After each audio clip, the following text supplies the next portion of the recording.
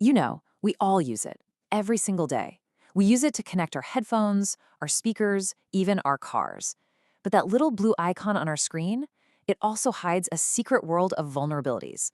In this explainer, we're going to dive into the silent signals of Bluetooth, and more importantly, how to keep yourself safe. So let me ask you a quick question. Where's your phone? Is it in your pocket?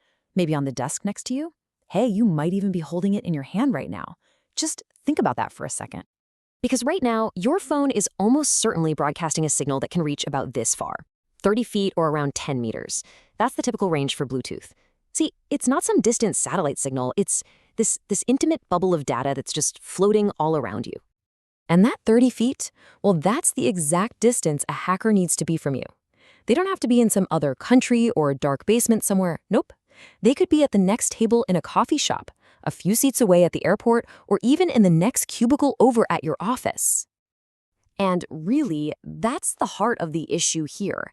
The very thing that makes Bluetooth so incredibly convenient, the fact that it's wireless, that it's invisible, is also what turns it into a playground for attackers. You can't see the connection, which means you often can't see the threat coming. So what is a Bluetooth attack exactly? Well, it's when someone uses those invisible radio waves to find and exploit weaknesses in the system. And they can do anything from sending you some random annoying message all the way to stealing your private information or even taking complete control of your device. To really get a handle on the risk, we need to peek inside an attacker's toolkit. There are basically three main types of attacks you need to know about, and they range from just annoying to critically dangerous. Let's break them down. So take a look at how this threat escalates. We start with something called bluejacking, which, it's mostly just annoying.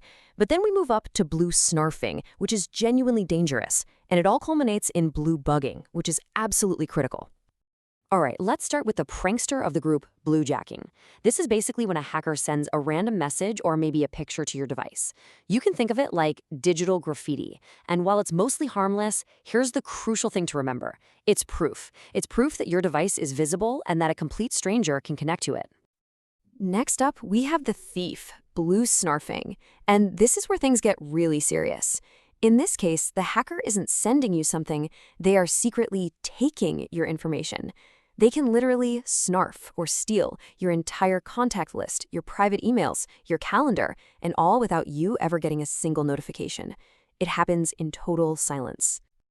And finally, we have the puppeteer, bluebugging. This is the ultimate invasion. A hacker doesn't just steal your data, they hijacked your entire device.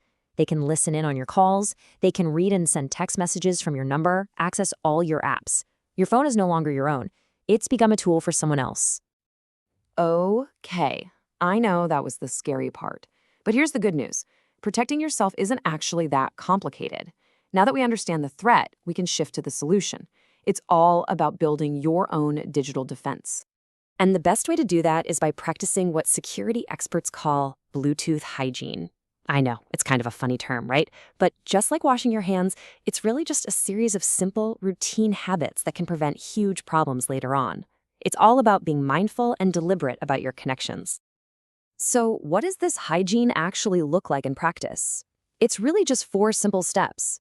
Number 1, make your device invisible. 2, be picky about who you connect with. 3, do a regular clean out of old connections. And 4, keep your software updated. It's that easy. And here is the single most important rule of all. If you are not actively trying to pair a new device, set your Bluetooth to non-discoverable.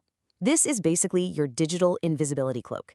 You see, when you're in discoverable mode, your device is constantly shouting a signal that says, "Hey, here I am, connect to me."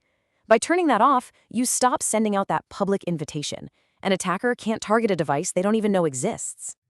So, you see, the power to protect yourself is really in your hands. This isn't about giving up the convenience of wireless tech. Not at all. It's just about using it smartly. It's about consciously closing a digital door that, honestly, most of us don't even realize we've left wide open. All right, let's just quickly recap the big points. We know that Bluetooth's awesome convenience comes with a risk. We know the threats are very real, from simple pranks to a complete device takeover. But we also know that a few simple habits, that good Bluetooth hygiene, give us complete control over our own security. So please, don't leave that digital door open. And that leaves us with one final thought. I want you to take a moment, maybe even right now, and look at your phone. Go on, open your Bluetooth settings and ask yourself, who are you connected to?